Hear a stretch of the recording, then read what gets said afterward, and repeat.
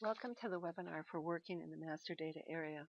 My name is Melody Saxton. I work with the Kansas Division of Emergency Planning in County Planning. This program is so important that I feel like I need to add some kind of musical information. So I may do a la la la. No, probably not. This program, it will address, however, the location and content needed to update your master data so that it will feed information that's needed directly into the remaining plans on the BOLD system.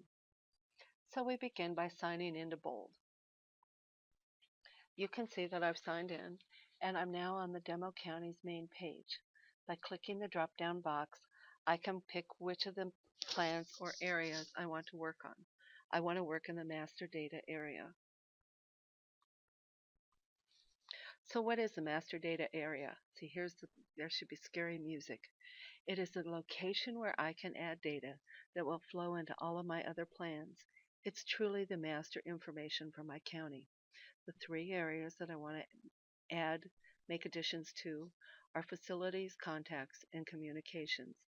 By adding that information into the master area, I can then import it into my emergency operations plan and also into my continuity of operations plan.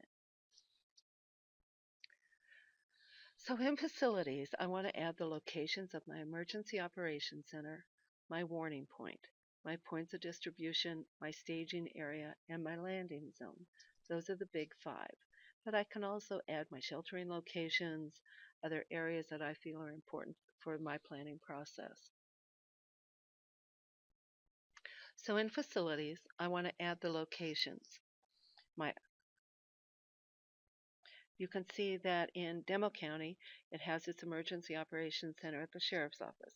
The alternate EOC will be in Granby at the EMS station. We have assigned warning points, staging areas, points of distribution.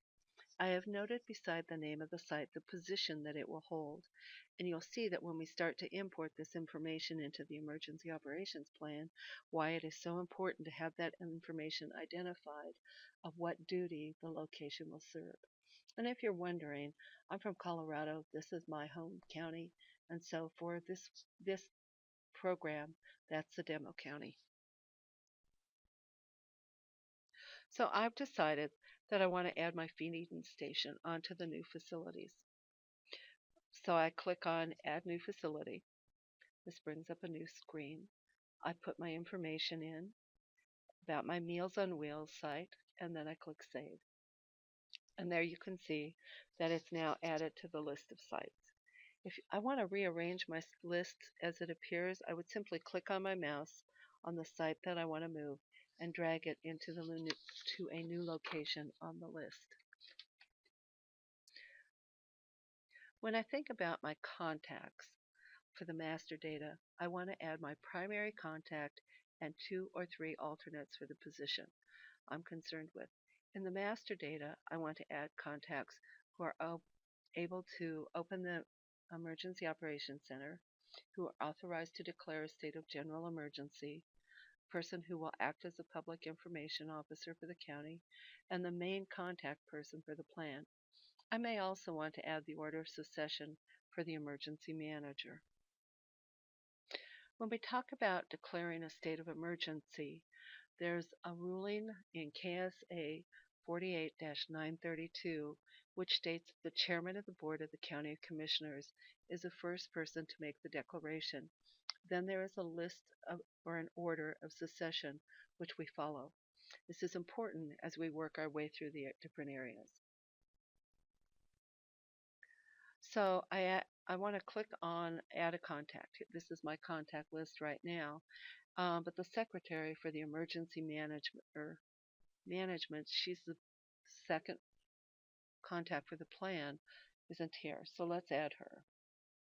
So I click on Add Contact. This brings up the screen that's shown. The first thing I have to do is decide what type of member she is. She's a secretary. I was a secretary in the past. I know the value of that position, so I'm going to make her key staff. Then we add her name, Happy Messages. Now we choose the department she's assigned to. She works for the Demo County Emergency Management. And we add the location where she works. The list shows the sites we added earlier, so we can just choose EMS station, which is where the Emergency Management Office is located. The address self-populates. Now we can add telephone numbers, email addresses, and comments, and click Save. So now you can see that Happy is listed under the Demo County Emergency Management Team. In communications, I want to add the types of communications that are in my community, what my warning point is, and how I contact my community in a disaster. So I can again go to the main screen and click on Communications. Now I can see a list of my communications. Many of these have been pre-populated, but the emergency manager before me broke down the 800 megahertz radios by city and county. So I want to verify the information is correct. I'm going to click on the city radio button for edit. I notice that the city does have 12 800 megahertz radios. If I decide this is okay and I just want to leave it, I would click Save. If I decide that I want to combine the information, I would click Delete and then go back and add those 12 radios under 800 megahertz. And then in the description, I would make a note that the city has 12 and the county has however many. Today I'm just going to leave this the way it is. When all the information is complete, I can import the information into the Emergency Operations Plan. So again, I go to the main menu and I click the drop-down box, and now I'm going to pick the Demo County's Emergency Operations Plan. I go to Facilities and Sites and click on it. I have a list of sites, but there's an Import button, a Facilities button showing, so that tells me that I have more facilities in the master data area that can be downloaded to my plan. I click on Import Facilities. I get a list of additional facilities that I can add from the master data that are not currently in my Emergency Operations Plan facilities list. I click on the button beside each one of the facilities, and now I can import them simply by clicking on Import. The new facilities have been added, but they don't show the facility type correctly, and I simply correct this by clicking on Edit Facility. So the airport was not shown, it was shown as Other rather than the landing zone. So I'm going to save it, pick the correct type, and then click Save. And you can see that the landing zone is now the Granby Airport. Staging area is also the Granby Airport, but you can see where I made those notations of the duty that each location would have, so it's showing what I want.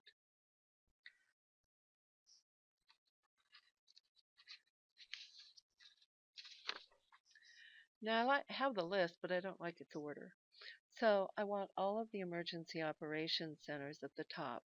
I click on the site I want to move and I drag them into order.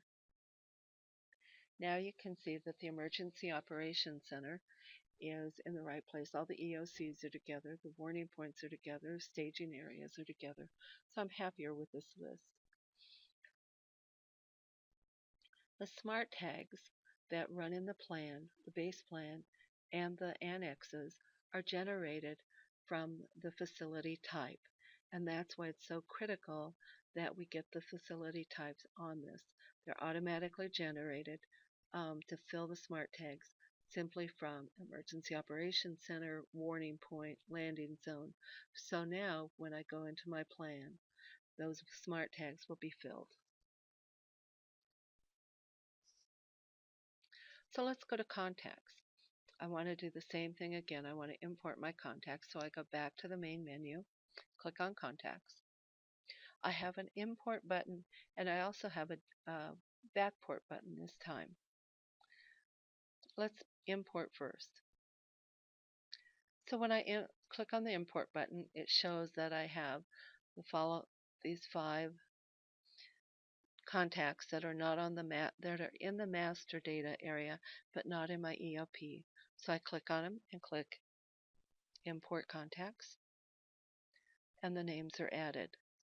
Now I want to backport the remaining contacts. So again, I go to backport. One name is not on there, and I click backport the information, and it backports it back into the master data area. Contacts and communications will backport as well as import. Facilities only import. So it's important that you get all of your facilities in the master data area first and then import them. So under communication, we're going to do the same thing. We have both an import button and a backport button. I have 5 types of communication that are in my emergency operations plan that are not in the master data area. So, that are in the master data area but are not in the EOP. So I'm going to import those, and there they are. Now you can see that I don't like the order. I want all of the high priority items in one area, and I want the low priority at the bottom. So again, I simply click on the VHF radio and drag it to the bottom, and then click on the hardline phones and drag them to the bottom as well. And now you can see that they're down to the bottom. Now I want to backport any communication that I have added here back to the master area. So I click on backport, and I only have UHF radios. I'm not sure if I want to move those or not. Probably I want everything to be consistent, so I'm going to click on UHF radios and backport it. And now all of the information is into the master data area. Let's look at one last thing, and that is the succession of authorities.